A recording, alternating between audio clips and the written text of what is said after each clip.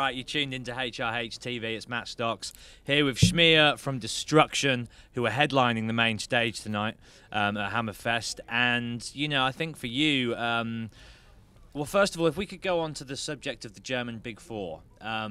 Recently, of course, the American Big Four had their Big Four shows. Is it something that you embrace as a band, that terminology? Is it something that you identify with and celebrate, or is it more like a label that, you know, allows journalists like me to clump together thrash bands from Germany and describe them in one group? It's, of course, a little bit of this, you know, but in the end, of course, we all grew up together, we started together, we were friends, and of course, this is a tour the fans demand worldwide, you know, from Russia to fucking Latin America, everywhere. But it's not so easy, of course, to do, but we want to do it, and at the end, you know, the label and the managers, they have to find a way to do it. And we're talking at the moment. There's some plans for some first shows, maybe at the end of this year. And I guess it's going to be like, if it's successful, there's going to be more. So there's definitely talks, and hopefully it's going to happen. Like, we're totally ready for it. Watch this space. Is it something that has happened ever before? Yeah, Have you been?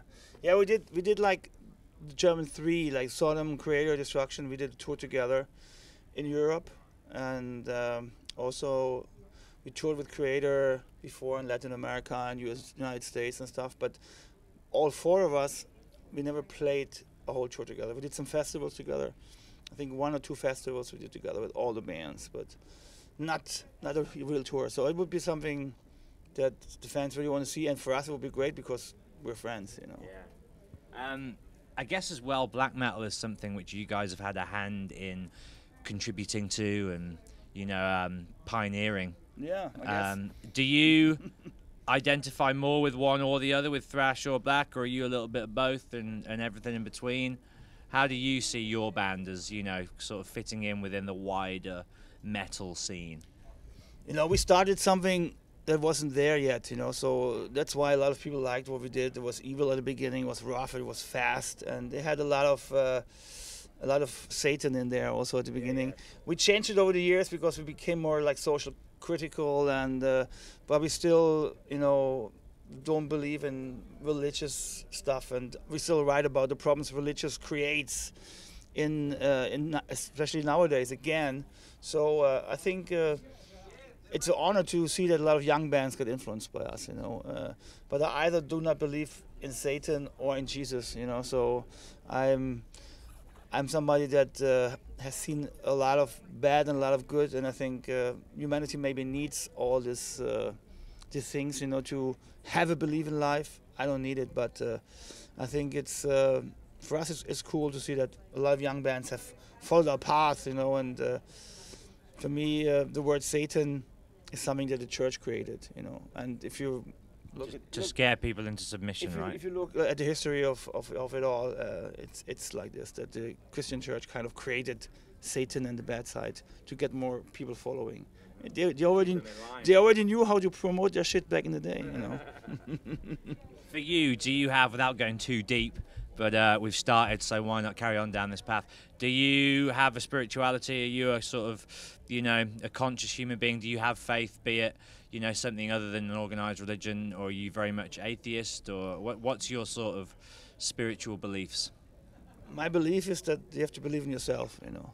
And my belief is don't run after everything others do. That's my beliefs. And I don't believe in all those religions in general. I think Buddhism is maybe the only religion that I could kind of find something positive. And my thought is that without religion, this world would be a much better place. And I wouldn't call myself an atheist, though, because I think there's definitely something spiritual. I think there's much more than we think there is, you know. And just because we can see it at this moment or this present moment is not the proof for me that it's not real, you know. So there's definitely something spiritual upon us, but it's not what we're praying to, in my point, or in my book. I was reading on the way here, actually, about transcendental meditation and the unified field and just getting down that rabbit hole. For me, it's fascinating. I think there's definitely something beyond the, you know, the conscious realm. Oh, yeah, of course, our little mind is not big enough to follow all that shit, you know. And of course, if we would know everything about it, imagine, you know, tomorrow on the news they say, hey guys, when you die, life is even better, or it even gets better. You know, everybody would commit suicide. You know, so it's good we don't know what's next. You know, so I think it's a good thing that we're kind of not aware of what's coming up, and just the way humanity treats religious beliefs.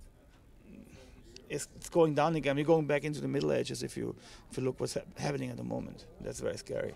What's going down in Germany right now? Yeah, it's of course not as bad as the British press shows it, you know. But of course, it's becoming weird, you know. There's of course more problems now, and of course, Merkel got far too many immigrants into the country, and it's not easy to handle all that. And of course, they have a different background and a different religious belief, and it's not so easy, you know, to integrate those people fast. And they need to be more knowledge about a lot of things, and we don't want this to happen like it happened in France or other countries, that you have total, just like ghettos everywhere, where people just like hate the country they live in, you know. And that's well, they go there in the hope of a better life, don't they? Right? Yeah, and if they end up with a worse life, it's kind of like exactly. And then they hate what they have, and I think if we don't take good care about this will happen to Germany too. But at the moment, it's just important that Europe stands together. And what's going on in Europe at the moment is bad. We're falling apart, and yeah, it's not a lot of stuff to write good lyrics about. Well, that's the one positive, right? Out of all of the kind of crap, is that it will hopefully inspire good art, right? Oh yeah, it is.